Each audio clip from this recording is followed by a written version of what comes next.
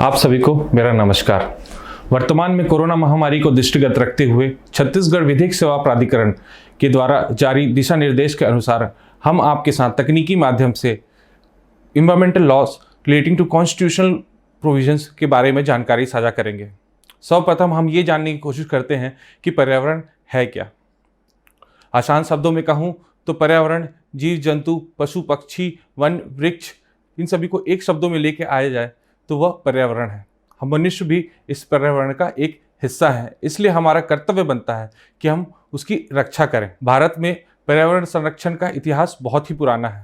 वैदिक काल के समय जीवन का मुख्य उद्देश्य यह माना जाता था कि प्रकृति के साथ सामंजस्य बनाकर जीना है।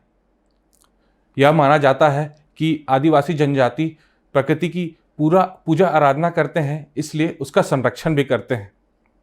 परंतु भारत में बढ़ते औद्योगिकरण, शहरीकरण एवं जनसंख्या वृद्धि के कारण पर्यावरण के गुणवत्ता में निरंतर कमी आ रही है। चाहे उसे गंगा नदी में हो रहे जल प्रदूषण कहें या दिल्ली में हो रहे वायु प्रदूषण या जोरों से पेड़ों की कटाई की वजह से हो रहे ग्लोबल वार्मिंग कहें। विश्व स्तर पर पर्यावरण संबंधित चिंताओं पर चर्चा का पहला प्रयास सन 1972 में संयुक्त राष्ट्र द्वारा आयोजित स्टॉकहोम सम्मेलन में किया गया था। उक्त सम्मेलन में भारत भी हस्ताक्षर करने वाला एक देश है। उक्त सम्मेलन के अनुसार हमारे भारत देश के संविधान में 42वें संशोधन के माध्यम से अनुच्छेद 48 का एवं अनुच्छेद 51 का को अंगीकृत किया गया था। चलिए अब हम बात करते हैं कि भारत के संविधान में वो कौन कौन से अनुच्छेद हैं जो पर्यावरण संरक्षण से सीधा संबंध रखते हैं। भारत के संविधान के भाग 3 के अनुच्छेद 14 यह बात करता है कि विधि के समक्ष सभी व्यक्ति एक समान हैं।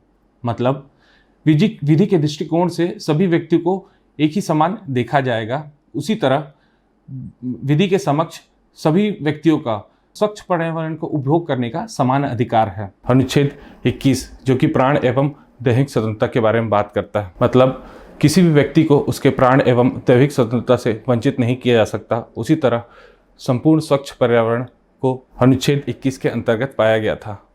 माननीय उच्चतम न्यायालय द्वारा केंद्र विरुद्ध स्टेट ऑफ यूपी में यह माना है अनुच्छेद 21 की परिभाषा के अंदर स्वच्छ पर्यावरण का अधिकार भी आता है। अनुच्छेद 48 के तहत राज्य का यह कर्तव्य है कि वह पर्यावरण का संरक्षण तथा संवर्धन करे। ये तो हो गई हमारे अधिकारों की बात। अब हम बात करते हैं हमारे कुछ कर्तव्य के बारे में।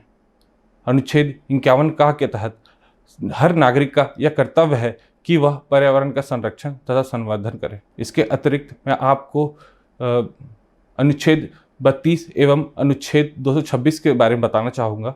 इन दो प्रावधानों के अंतर्गत कोई भी व्यक्ति अपने संवैधानिक उपचारों के लिए माननीय उच्च न्यायालय तथा माननीय सर्वोच्च न्यायालय का दरवाजा खटखटा सकता है। ये तो हो गए हमारे संवैधानिक प्रावधान के बारे में।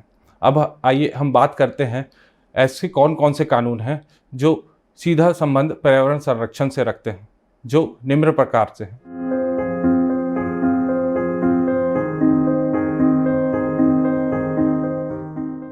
भारत का सबसे मूल कानून भारतीय दंड संहिता 1807 में कुछ विभिन्न परिस्थितियों पर कानून बनाए गए हैं, जैसे धारा 269 और 270। वह यह बात करते हैं कि अगर कोई भी व्यक्ति उपेक्षापूर्ण या परिद्वेषपूर्ण ऐसा कार्य करेगा जिससे पर्यावरण को नुकसान होगा और रोग संक्रमित फैलने का खतरा बनेगा, तो उसे 3 माह तक की सज़ा से दंड किया जाएगा या उसे 2 वर्ष की सज़ा से दंडित किया जाएगा। धारा 277 एवं धारा 278 के तहत कोई भी व्यक्ति कोई भी जल स्रोत को प्रदूषित करेगा तो उसे 3 माह तक की सजा या 500 रुपए के अर्थदंड से दंडित किया जा सकेगा। अगर कोई व्यक्ति वायु को स्वास्थ्य के लिए हानिकारक बनाएगा तो उसे 500 रुपए तक के अर्थदंड से दंडित किया जा सकेगा। इसके अलावा अन्य और धाराएं हैं जो पर्यावरण से संबंधित हैं, जो निम्न प्रकार से हैं। आइए हम अब बात करते हैं उस अधिनियम के बारे में जो पर्यावरण संरक्षण से सीधा संबंध रखता है।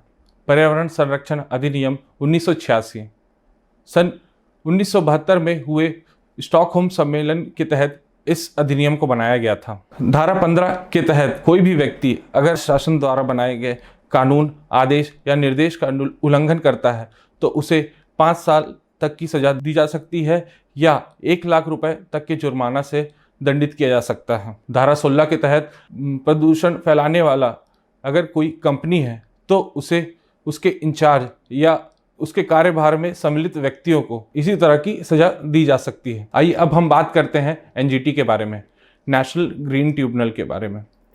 नेशनल ग्रीन ट्रिब्यूनल को सन 2010 में इस उद्देश्य से लाया गया था ताकि पर्यावरण संबंधित कानून, अधिकारों, सहायता एवं प्रकरणों के जल्दी निपटारा किया जा सके। अलमित्रा पटेल विरुद्ध यूनियन ऑफ इंडिया में यह निर्णय लिया गया था कि अब कोई भी कचरे को जलाया नहीं जाएगा। जो भी घर से कचरे या किसी भी कंपनी से कचरे को लाया जाता है उसे विभाजित कर ऐसे कचरे जिनका रिसाइकल किया जा सकता है उनको रिसाइकल किया जाएगा और बाकी सबको डिपोज कर दिया जाएगा। समित मेहता विरुद्ध यूनियन ऑफ इंडिया के बारे में, इसमें एनजीटी द्वारा पॉल्यूटर पे के सिद्धांत को इस्तेमाल करते हुए उक्त कंपनी के ऊपर 100 करोड़ रुपए का जुर्माना लगाया था। ये तो हो गए कानून एवं प्रावधानों के बारे में। अब हम आपसे चर्चा करते हैं कि ऐसे कौन कौन से काम करना चाहिए जिससे हम पर्यावरण का स्वयं लेवल पर संरक्षण कर सकते हैं। जैसे कि अभी सरकार द्वारा गीला कचरा एवं सूखा कचरा को अलग अलग डिस्पोज करने के लिए कहा जा रहा है। इसका मेन उद्देश्य यह है कि सूखे कचरे का रिसाइकिल कर उसे और कोई प्रोडक्ट में कन्वर्ट किया जा सकता है। अगर आप गाड़ी का उपयोग करते हैं तो आपने रोड में देखा होगा कि एक मिनी वैन के ऊपर लिखा रहता है प्रदूषण जांच केंद्र।